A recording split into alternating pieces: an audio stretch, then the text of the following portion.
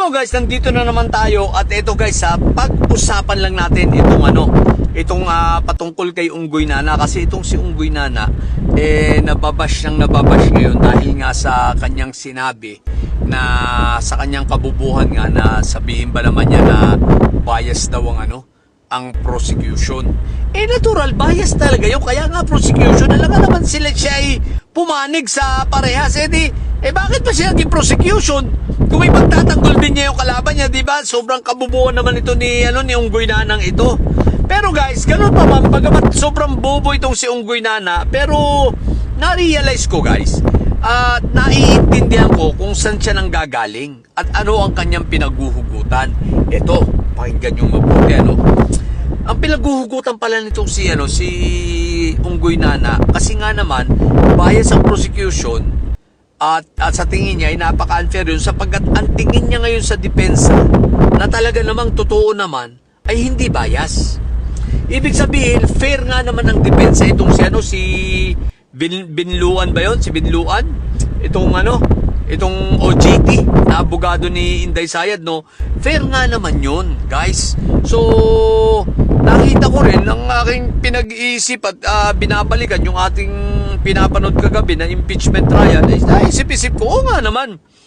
Fair nga naman pala itong mga defense, itong mga abogado ni Inday Sayad. Kaya pala nabanggit ni Robin yun na ang prosecution ay napaka-unfair at bias kasi itong mga abogado ni Inday Sayad ay hindi bias. O magtatanong tayo ngayon, paano nangyari yun at bakit? Eto, ipapaliwanag ko ha. Guys, alam nyo, doon sa kabuuan ng cross-examination na ginawa kahapon nitong si OJT, attorney OJT. Tawagin lang natin na si attorney OJT, mapapansin nyo guys, bagamat pinagtatanggol niya si Inday Sayad, pero ang katotohanan, tinutulungan niya ang prosecution. Hindi nyo ba napansin na ang prosecution, kaya tinapos na ni Congressman Jinky ang Article 4 kasi lalong dahil sa cross-examination na yun, lalong napagtibay. Imbis na mapahina nila ay lalong napatibay ang argumento na itong si Inday Sayad ay guilty sa grave threat sa pamamagitan ng dahil tinulungan nito ni Attorney OJT. Tinulungan ng prosecution na lalong maging matibay ang argumento na guilty itong si Inday Sayad. At yan ang sinasabi ni Robin, ni Unggoy Nana, na fair. Fair itong at hindi bias itong defense. Kaya nasabi ko nga, oo nga naman. Isipin mo dahil dito sa depensa, lalo pa nilang pinagtibay at hindi nila pinasalungalingan. Isipin mo, i-play uli yung mga video.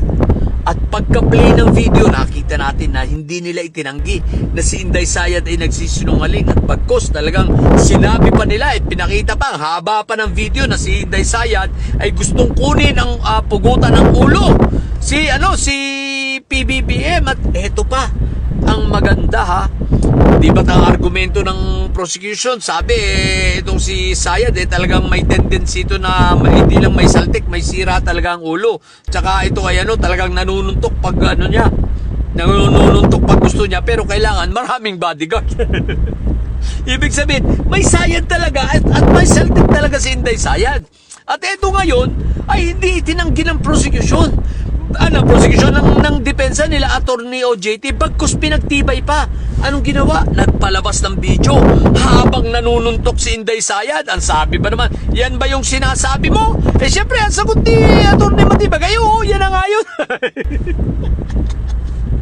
At ito ba ang malupit, di ba? Hindi na sana mauukil-kil pa itong mga testimonya ni Las Cañas. Aba, ang nangyari, pinalabas pa. Talagang nagtanong patungkol dito itong si Attorney OJT, patungkol sa kay Las Cañas. So ngayon, lalo pa ngayong napagtibay ang teorya na sila, ang pamilyang Duterte ay may kakayanan talaga, may kakayanan ayon sa testimonyang ito ni Las Cañas. At ito ang pinakamatindi sa lahat, aba sa patuloy na pagko-cross-examine nitong si Attorney OJT. Meron ba namang isang tanong na nagbigay ng pagkakataon na na para magpaliwanag itong si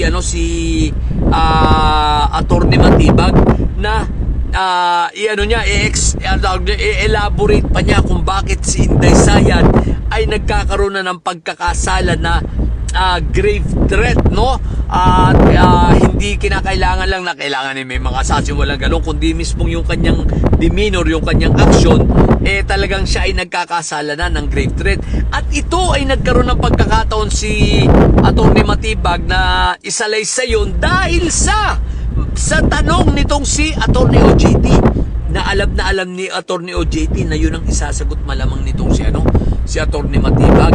Ngayon, alam niya na rin yung mga giging sagot na yun, talagang sinadya niyang itanong.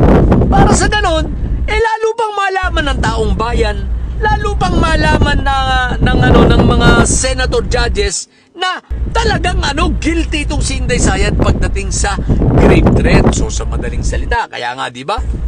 Kulang na lang, kumamot na lang sa ulo, biglang natutulala at natatahimik na lang itong si OJT, Attorney OJT. Meron pang isang instance na sinagot siya ni Attorney Matibag na asked and answered, no? Kasi nga di ba? Tapos sabay binawi kunwari nitong si Attorney OJT.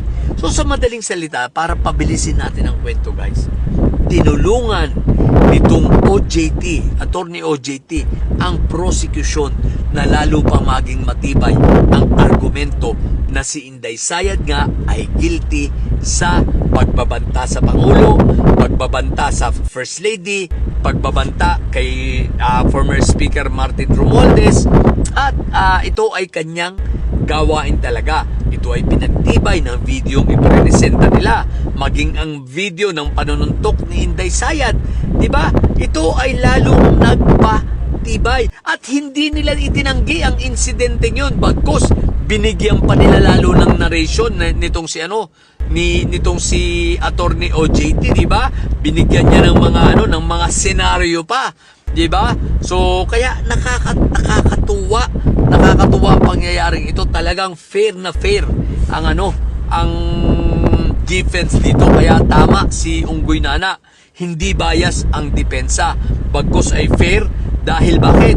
Dinidepensa niya si Inday Sayad, pero at the same time tinutulungan nila ang prosecution. Tama nga naman, di ba? Fair talaga, hindi bias. Pero Unggoy Nana, huwag ka lang umasa sa prosecution dahil bright ang mga yan. Bias talaga ang mga yan. Talagang ilulubog dyan si Inday Sayad sa Kumunoy. Kaya huwag ka nang umasa na magiging fair ang mga yan. Bias talaga ang prosecution. Tanggapin mo na yan kasi mga bright yung mga yan. Di ba? Nakuha nyo rin ang punto.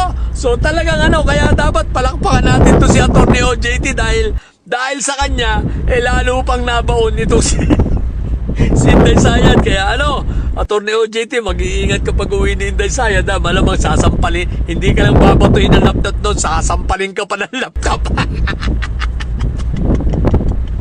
What the heck? So yun lang. Sa mga bobong diligence may side na nyo, ang tatay nyo ay preso, ang pipi nyo ay bobo. Natili kayo mga bobo at may side, sapagkat ang may sayad ay lagi high blood. Bye!